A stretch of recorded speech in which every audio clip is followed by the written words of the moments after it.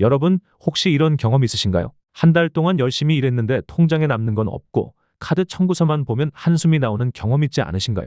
오늘 아침에도 커피 한 잔 사면서 이 정도는 괜찮지라고 생각했지만 막상 월말이 되니 도대체 돈이 어디로 갔는지 모르겠는 그런 상황 말입니다. 카드값 고지서를 보면 다음 달은 꼭 줄여야지 하며 지키지 않을 다짐을 합니다. 사실 대부분 사람들이 착각하는 게 하나 있습니다. 카드값이 월급을 넘어서는 순간을 단순한 과소비 문제라고 생각한다는 점입니다. 하지만 최신 뇌과학 연구 결과를 보면 완전히 다른 이야기가 나옵니다. 우리 뇌는 신용카드를 볼 때마다 마치 중독성 물질에 노출된 것처럼 반응한다는 사실입니다. 애플페이, 삼성페이와 같은 편리한 페이 앱들로 인해 우리의 뇌는 발달하는 기술에 절여지고 있습니다. 오늘은 카드값이 월급을 넘어서는 그 순간부터 시작되는 끝없는 악순환의 정체를 파헤쳐 보겠습니다. 그리고 과학적으로 검증된 탈출 방법까지 함께 알아보죠. 마지막까지 보시면 여러분도 이 덫에서 벗어날 수 있는 구체적인 방법을 찾으실 수 있을 겁니다. 한 달을 열심히 일했는데 통장에 남는 건 없다. 이 순간 우리 뇌에서는 놀라운 일이 벌어집니다. 뇌과학자들이 발견한 바에 따르면 돈에 대한 불안감이 시작되는 순간 우리의 인지 기능이 현저히 떨어진다고 합니다. 마치 컴퓨터가 과부하 상태가 되는 것처럼 말이죠. 월급 200만 원을 받는 직장인이 카드값 150만 원을 마주했을 때를 생각해 보세요. 실제로 결제 금액은 400만 원이었지만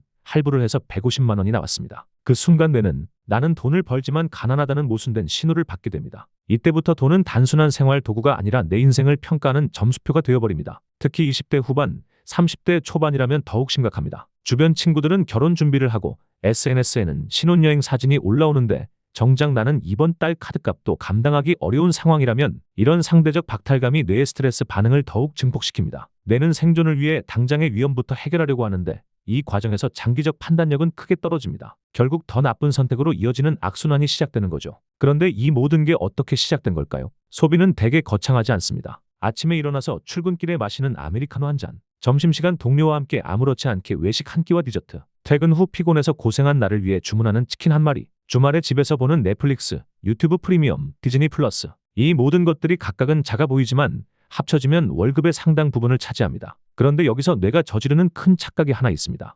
행동경제학에서 말하는 습관고리 때문입니다. 우리 뇌는 단서, 루틴, 보상의 패턴으로 작동하는데 카페에서 커피를 사는 행위가 단순한 소비가 아니라 하루를 시작하는 의식이 되어버립니다. 배달앱을 켜는 것도 피로를 달래는 보상으로 인식되고요. 가장 무서운 건 이런 착각입니다. 이 정도는 당연한 지출이야 라고 생각하는 순간 우리는 이미 소비의 덫에 걸린 것입니다. 뇌는 이런 반복적 지출을 고정비로 착각해서 줄일 수 없는 필수 항목으로 분류해버립니다. 그러니까 월세나 보험료처럼 절대 건드릴 수 없는 돈으로 여기게 되는 거죠. 하지만 이런 습관적 지출보다 더 무서운 게 있습니다. 바로 감정이 지갑을 열어버리는 순간이죠. 사람은 이성보다 감정에 끌려 지갑을 엽니다. MIT와 스탠포드 대학의 공동 연구 결과를 보면 충격적인 사실이 나옵니다. 신용카드를 사용할 때와 현금을 사용할 때 뇌의 활동 패턴이 완전히 다르다는 겁니다. 지난 영상에서 설명드렸는데 신용카드 사용 시에는 뇌의 보상 중추인 선조체가 강하게 활성화됩니다. 이는 마치 코카인이나 도박에 중독된 사람의 뇌 반응과 놀랍도록 비슷합니다. 반면 현금 사용 시에는 지불의 고통을 느끼는 뇌 영역이 활성화되어 자연스럽게 소비를 억제합니다. 더 놀라운 사실은 신용카드 로고만 봐도 구매 충동이 생긴다는 점입니다. 마치 베이킹 쿠키 냄새가 식욕을 자극하는 것처럼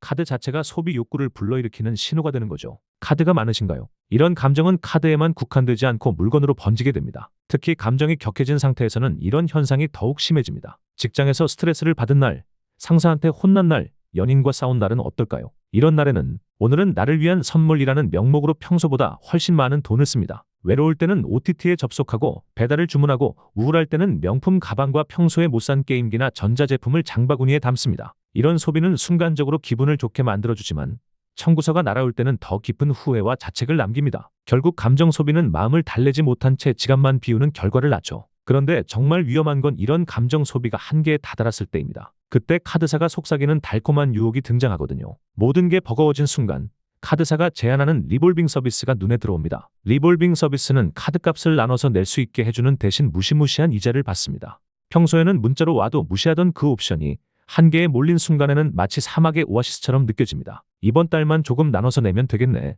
다음 달에는 여유가 생길 거야. 이런 생각으로 리볼빙 버튼을 누르는 순간 뇌는 큰 안도감을 느낍니다. 당장의 압박에서 벗어났다는 착각에 빠지는 거죠. 하지만 여기서 뇌가 저지르는 치명적인 실수가 있습니다. 미래의 고통보다 현재의 편안함을 훨씬 크게 계산한다는 점입니다. 우리나라 8개 주요 카드사의 리볼빙 평균 이자율은 17.47%입니다. 이는 법정 최고금리인 20%에 거의 근접한 수준이죠. 문제는 원금이 잘 줄지 않는 구조입니다. 상환 속도는 늦어지고 결제 금액은 쌓여가며 빚은 늪처럼 깊어집니다. 하지만 뇌는 이런 숫자보다 당장의 해방감에 더 큰 가중치를 둡니다. 마치 뜨거운 프라이팬을 만졌을 때 반사적으로 손을 빼는 것처럼 당장의 고통부터 피하려고 합니다. 리볼빙은 문제를 해결하는 게 아니라 빚의 구조를 바꾸는 것입니다. 마치 불이 난 집에서 기름을 붓는 것과 같죠. 당장은 시원해 보이지만 결국 더 큰 화재로 이어집니다. 이렇게 빚의 구조가 바뀌는 순간 진짜 지옥문이 열립니다. 왜냐하면 이제 세 개의 톱니바퀴가 동시에 돌아가기 시작하거든요. 과소비 루틴과 감정 소비, 여기에 리볼빙까지 더해지면 삶은 완전히 빚의 고리에 묶입니다. 매월 받는 월급은 이미 정해진 용도가 있습니다.